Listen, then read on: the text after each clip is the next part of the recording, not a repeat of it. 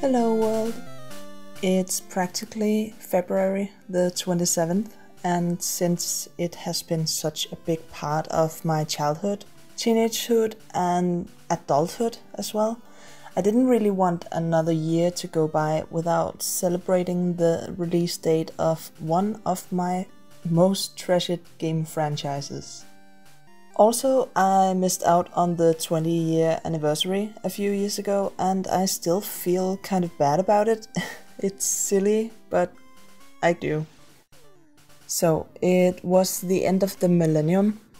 I was probably around 8 or 9 when Pokemon first came to Denmark. I think I received the Game Boy game, Red first, and then seeing the Danish adaptation of the anime later. It felt as if this thing barely even started existing before it was everywhere, and I was on it.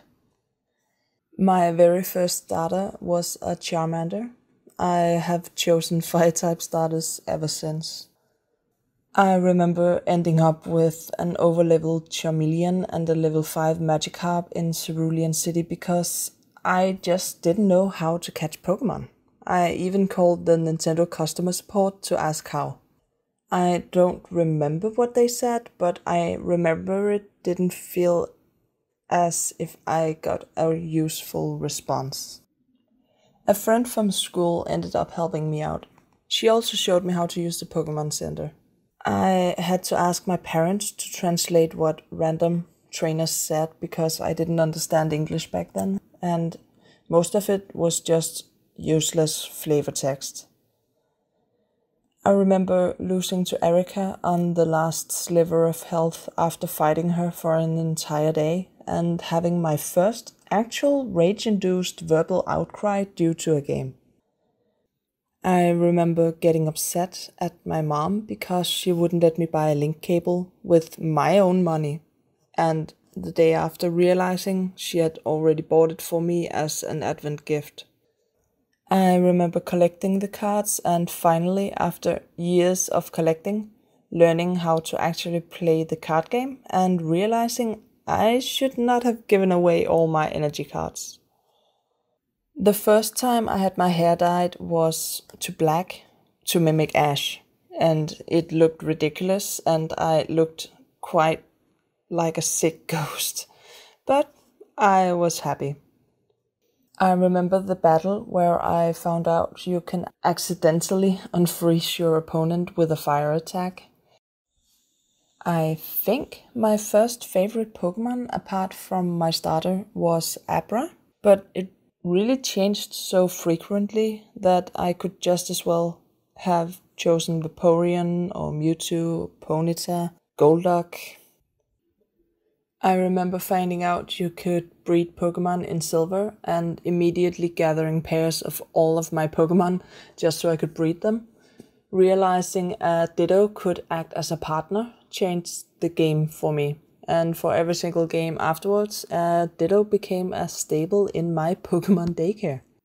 Winning the Pokemon League in the Johto region and afterwards being rewarded with the entirety of the Kanto region was incredible, and no one believed me until they saw it for themselves.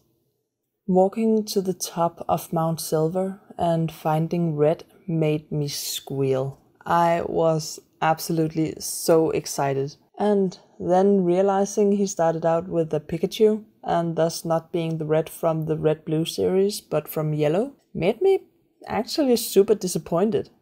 To me, he's still undefeated. Maybe I should replay Silver just for a rematch. I guess I bought into the gatekeeping idea of Yellow not being a proper beginning for your Pokemon journey. It was really stupid, and I don't really think that anymore. You know, whether your first generation came with Red and Blue, or Pearl and Diamond, or Sword and Shield, or even Pokemon Go, we're on this journey together. I remember when I was the only person in my year at school who was even remotely interested in Pokemon, so I ended up with the kids in the small classes to trade cards.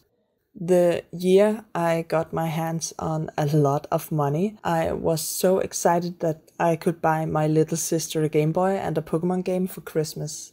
It's been our thing ever since. It's quite wonderful to be able to share something with a sibling 10 years younger than yourself. I remember when my youngest sister, who's 20 years younger than me, found out I collected Pokemon cards. And she got super excited and has both tried to get her hands on my collection and give me her cards ever since. The last bunch of years, I've had a hard time keeping up with new games, either due to lack of funds or time, and I've been away from the card scene for so many years, I've lost interest in collecting or playing. Not because I don't want to get into it again, but because I find the amount of information and cards I have to accumulate to get up to date is a little bit daunting. Also, while the Magic scene is well and alive in Denmark, I have never really heard of people playing Pokemon casually at the game store. And I don't have the time nor the energy to start anything at this time. I started playing Pokemon Go when it came out, and while I've been away from it a bunch of time throughout the years, it's really what gets me outside on a near daily basis.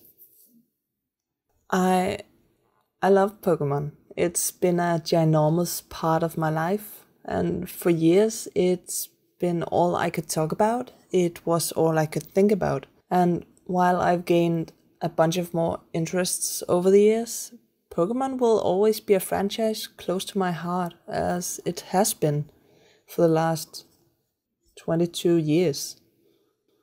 If it's the collecting aspect, or the we're a team aspect, or if it's just the cute creatures, or simply nostalgia being fed throughout so many years, I don't really know, but I can't imagine ever letting go. Yes, the card game has evolved out of what I had time for, and yes, the games are starting to feel much more handholdy, and sure, I haven't seen an episode of the anime after Mid-Orange Islands, but I'm happy it's there and still part of our collective pop culture. I'm sorry if I've been rambling and not being clear in what I'm talking about, but I hope whether or not you understood what I was going on about, you at least were able to join in on my excitement. Or at the very least found something interesting in the painting process. Yeah. Well, anyways, thank you for watching and stay safe. Take care. Go catch them all. Bye.